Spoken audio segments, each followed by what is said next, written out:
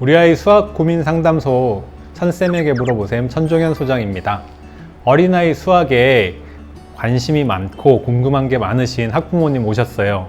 어떤 점이 궁금한지, 저의 해법은 뭔지 함께 들어보시죠.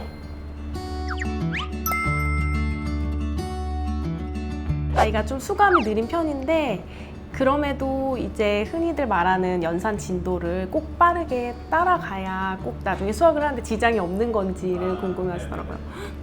연산도 아까 이제 선행하고 비슷하게 학습 계획을 세우는 데 있어서 이렇게 해야 돼 라는 부분이 있는데, 그게 마지막에 말씀하신 것처럼 교과 공부를 하는 데 있어서 연산이 선행되어야 돼요.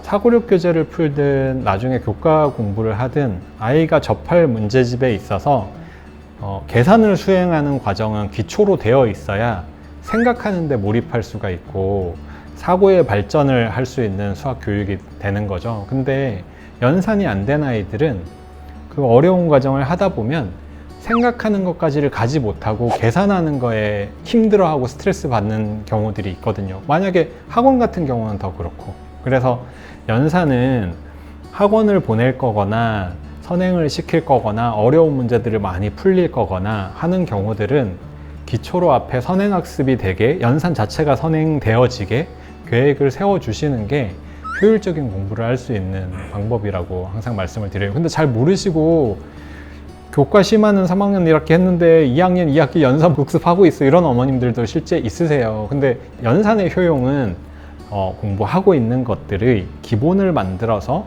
그것들을 잘 할 수 있게 해준다가 맞습니다. 그렇게 계획을 세우는 게 맞아요. 초등학교 교과 심화를 꼭 해야 되는지, 왜냐면 자기가 심화를 해야 된다는 건 동의를 하는데 중학교 때부터 해도 되는 거 아닌지. 저는 수학 공부가 기초를 만드는 것과 그 다음에 생각하는 힘을 키우는 것, 즉 이거는 이제 문제 해결력을 기르는 것인데요. 이 두 가지로 이제 나눌 수 있다고 생각해요.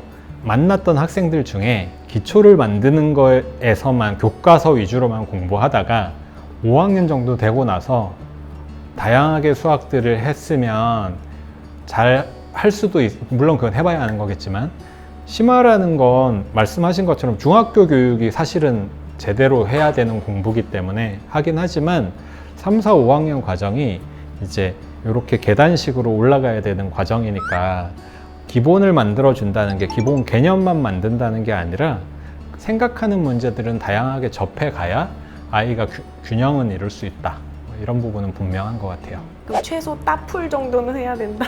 따풀은 최고 수준의 심화 중에 하나예요. 아, 그렇군요. 네. 정확하게 배워야 되는 부분이 있습니다. 그리고 다양한 사고 방법들을 배우는 게 일단 심화를 잘 하는 방법 중에 하나예요 라는 가치관을 담은 책이라서 그런 겁니다. CMS도 마찬가지, 필즈드 클래식도 마찬가지고, 여기는 어떻게 보면 어릴 때부터 되게 하드하게 애들을 문제를 트레이닝 시킨다라고도 볼 수 있는, 과장해서 얘기하면 그런 학원이라고 보여지고, 사고력 중에서는 여러 가지 고민에 대해서 많이 물어보셨어요. 도움이 되셨는지 모르겠습니다. 유튜브로라도 질문해 주세요. 제가 아는 만큼 도와드리도록 하겠습니다. 감사합니다.